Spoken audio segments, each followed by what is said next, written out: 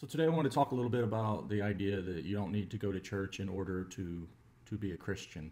What people mean when they say that is that they don't need to be in church in order to be saved. And I think when people say that, they're not understanding what it means to be a part of the church. You see, to say that you don't need to be a part of the church in order to be a Christian, it's like saying that you don't need to be a part of the human race in order to be a human. Here's what I mean. If you were to look at the word church in the dictionary, you're going to get this definition. It's going to say a building used for public Christian worship. And that's how a lot of people define what the church is. I'm going to church today. Are you going to church? It's Sunday. Are we going to the church? However, this definition is foreign to the Bible, and it actually represents a change of meaning through cultural shifts over a period of time. The word church is used in the Bible. In fact, it's used 118 times in the New Testament. It is the English translation of the word ecclesia, which means called out or assembly. What it refers to is the people of God. And so maybe you've heard it even said that the church isn't the building, it's the people.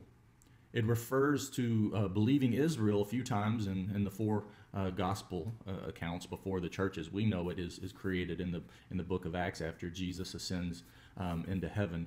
And then it refers to Christians throughout the rest of the New Testament. So 4 times it refers to Israel before the institution of the church as we know it, and then the other 114 times it refers to the church, to the gathering of Christians, to God's people.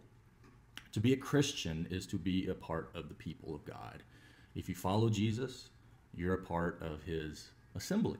If you've been born again, you are a part of those that God has called out of the darkness and into the light through his beautiful gospel.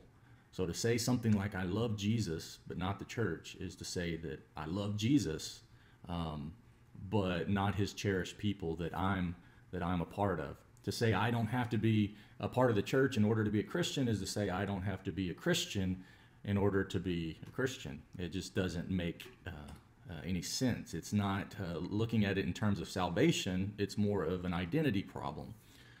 As a Christian, your identity cannot be separated from the church.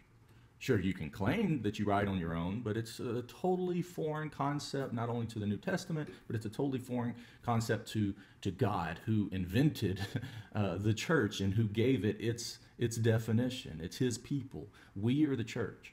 Whether you choose to assemble with other family members, which the church is the family of God, or whether you choose to assemble with those that Jesus describes as being a part of his own body. He gives an analogy that he's the head and we are the body, which though we're many members, we're all one, we're all united.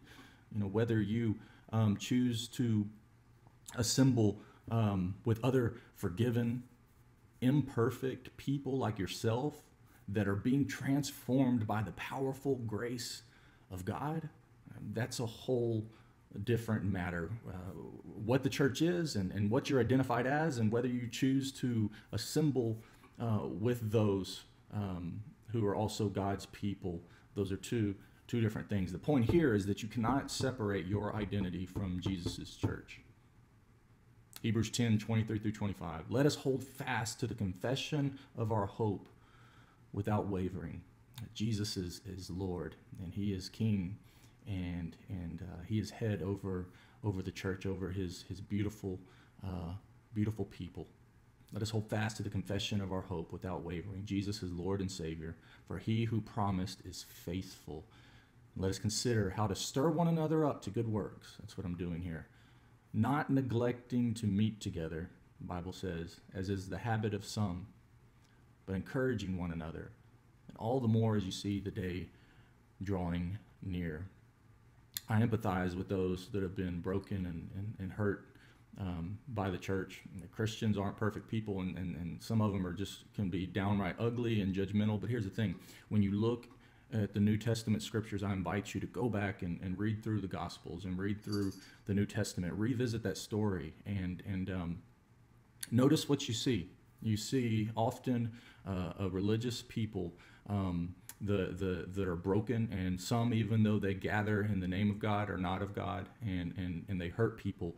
And Jesus had a problem with that. That's a huge thing in the Gospels.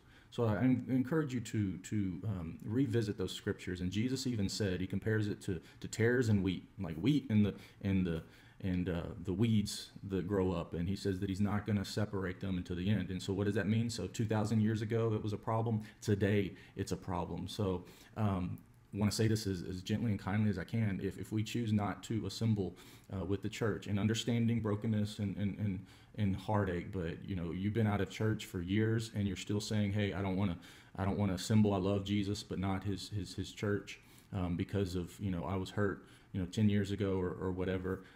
That's on you, because it's never changed. It's never changed since the time of Jesus, and Jesus said it wouldn't. He warned us. He encouraged us to keep moving forward. And a lot of us within the church, we're a broken but redeemed family. And yes, we're empowered by the Spirit of God, but we're still imperfect people. And it's just like your family. You're going to have those aunts and uncles that you might not like at times, who may get on your nerves. But you know what? When it comes down to it, they're still family, and they're still blood. And we're united by the blood of Christ. So I encourage you, plug into a church. You're not going to find a perfect one. But plug into a church that you can be nourished, and that you can nourish other people as well, because you need them, they need you. We are made for community. We're made for the church. God bless you.